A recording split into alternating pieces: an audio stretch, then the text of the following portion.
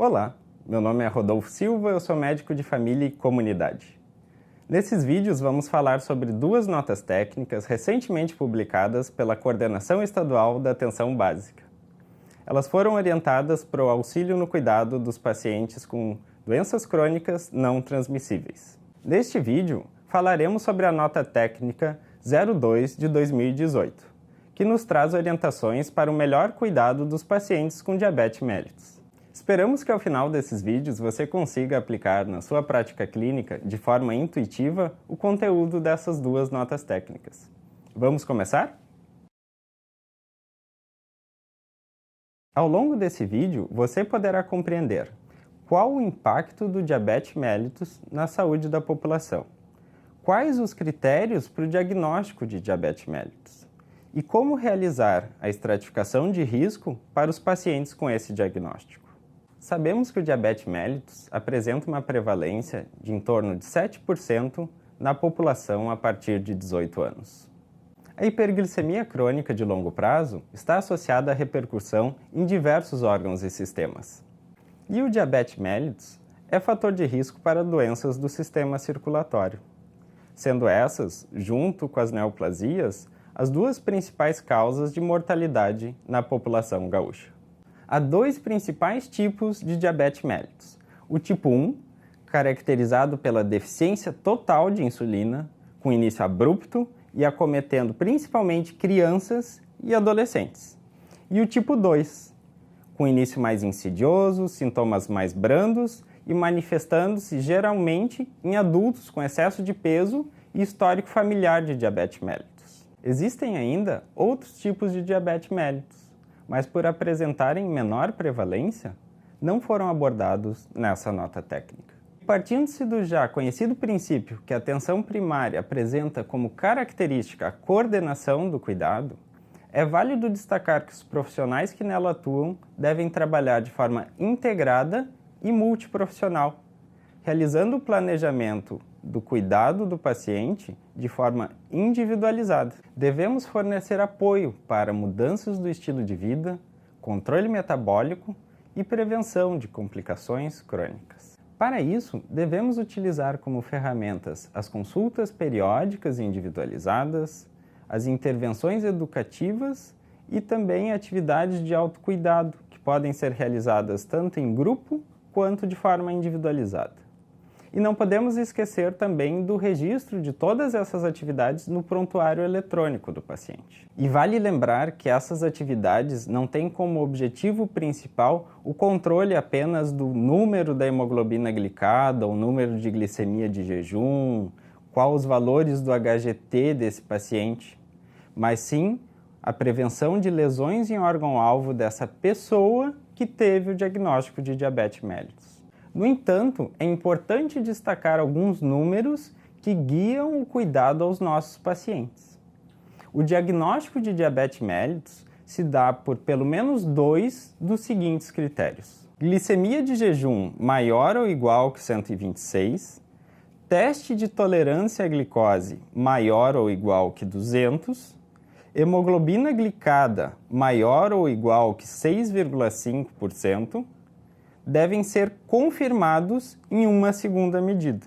Ou então, a glicemia eventual maior ou igual que 200, associado a sintomas como poliúria, polidipsia, perda ponderal ou polifagia, já confirmam o diagnóstico de diabetes mellitus.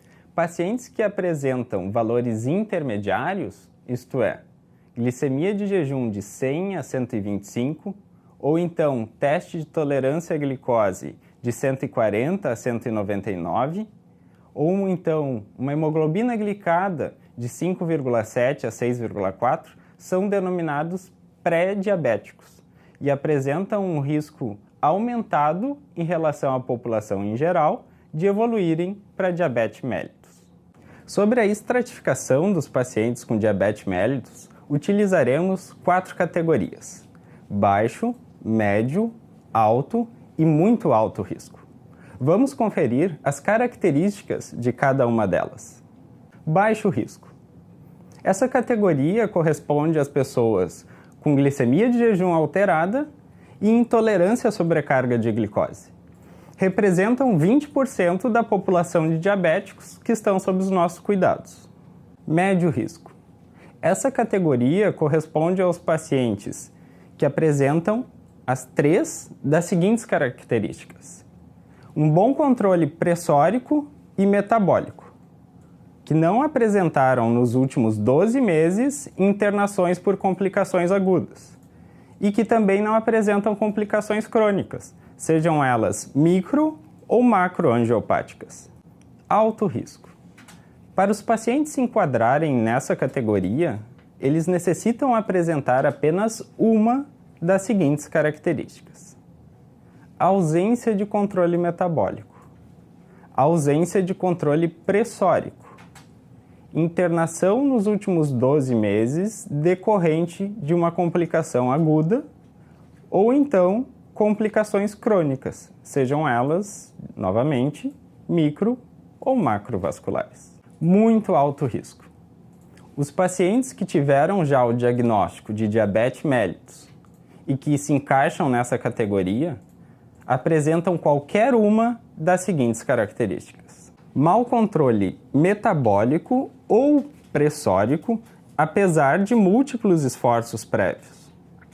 Múltiplas internações por complicações agudas nos últimos 12 meses.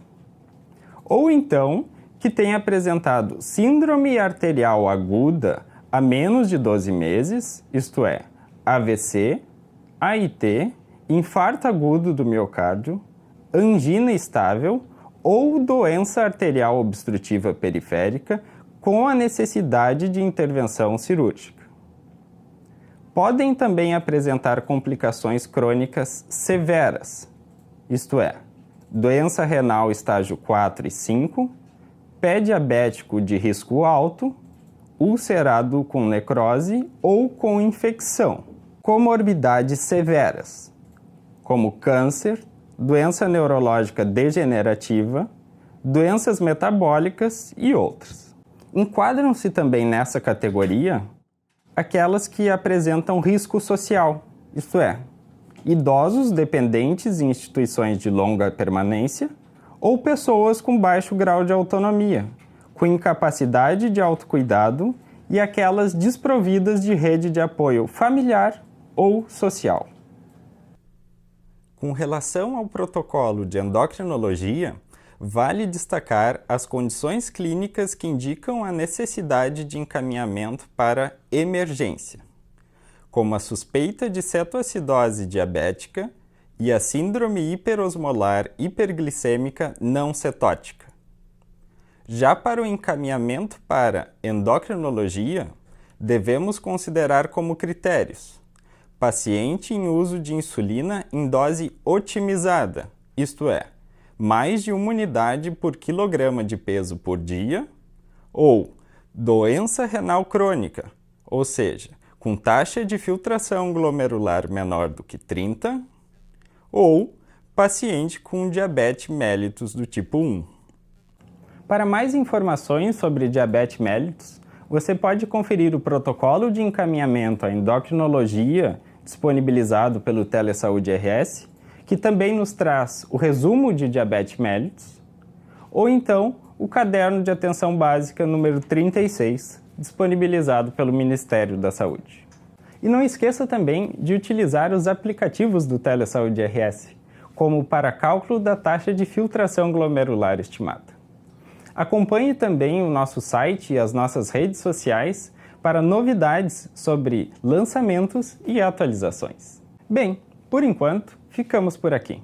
Caso tenham permanecido com alguma dúvida sobre os seus pacientes da atenção primária, entre em contato com um de nossos teleconsultores do Telesaúde RS através do canal de 0800, de segunda a sexta-feira, das 8 da manhã às 5h30 da tarde, ou então através da nossa plataforma de telesaúde.